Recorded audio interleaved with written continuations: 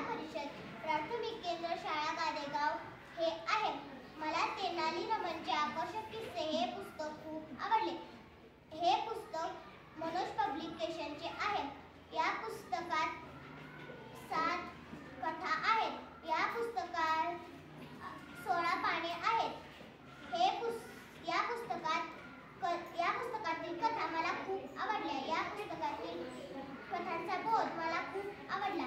मला यातील शेवटचे पान खूप आवडले. मला यातील गरीब आणि श्रीमंत ही कथा खूप आवडली.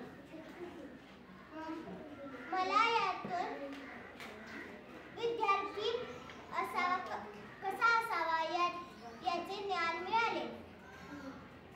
मला यातील